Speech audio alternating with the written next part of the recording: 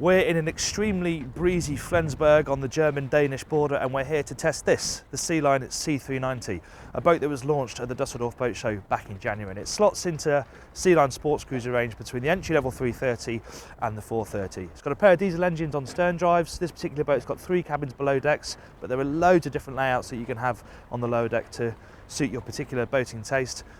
And the boat starts from €370,000, including VAT.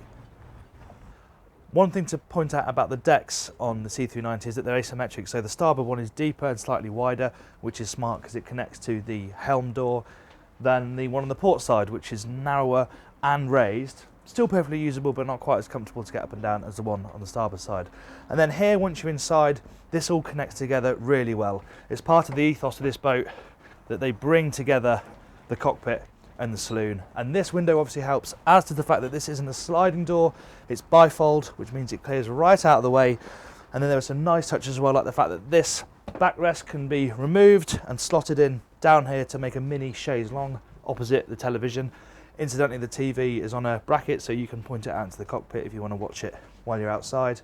And then you're forward into the galley area. This is a nice substantial galley. I like the fact that these are really tall, so not only do they stop stuff sliding off, but you can also use them as makeshift handholds. And it all clears out the way if you're not using it, but then when you are, it's a good size. Okay, you could do with a little bit more counter space, especially when this is out and you've got the sink there, but you've got this area here, which is quite useful. The one thing I will say is that a family of 4 are going to fill up that bin in all of 2 minutes. But that aside, it's a pretty practical galley. And what's really overwhelming in here is the amount of natural light. You see how the windows disappear down behind the furniture. You have loads of glazing overhead. This sunroof obviously opens electrically, and it's nice and quick as well. Doesn't take an age to fire back. Really nice solid unit too. And then you also have these 3 panels of glazing over here, which let in even more natural light. So the lower deck of the C390 is really versatile. It's one of the key features of the boat. There are loads of different configurations. This particular boat has got a pretty tight double cabin on the starboard side, though this can be used as a utility room if you'd prefer. Then a good generous twin guest cabin here on the port side, much brighter, much better headroom, good storage, natural light as well. And then forward you have a day heads here, which is great, meaning that guests don't have to go in towards the master bathroom to use the toilet in the day. And then right forward we have the master cabin, which is a really nice cabin and has loads of really nice little touches, like for example the trays on either side that you can safely stow your phone, your watch, etc. These little cubbies are useful spots as well. The fact that you have repeaters for all of the lights down by the bed, so you don't have to get out of bed and use the ones by the door. And there's clever use of glass in here as well. Not only have you got these nice long windows down both sides, but there's also glazing overhead with an opening hatch, and then a window right forward, so it's really bright in here and full of natural light. And this cabin also has a great ensuite, really spacious, again very bright, and with a big separate shower cubicle.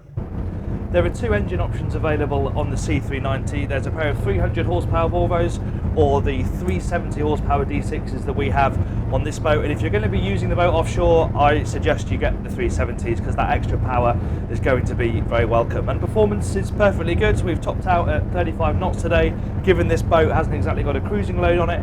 But you can be pretty confident that even deep into the season with kit on board, you'll get performance comfortably into the 30s. And at 20 to 25 knots, it's a very quiet, comfortable and refined cruiser. Now it's not particularly rough today. There's a very light short chop, and sometimes you do get some nasty bangs coming in through the body of the boat, and there's a few too many rattles in this interior for my liking, but the hull itself feels solid enough, and because it's stern drives, it's super agile. It's actually a really fun boat to drive, which is not really what this thing's designed for, but there's no harm in throwing it about, and it reacts really well. It's really agile, it leans nicely, but it's never going to skip or jump or bite you, so if you do want to throw it around a bit for whatever reason, you can do that comfortably, and it'll be particularly useful in the following sea. We're ticking along at 24 knots now.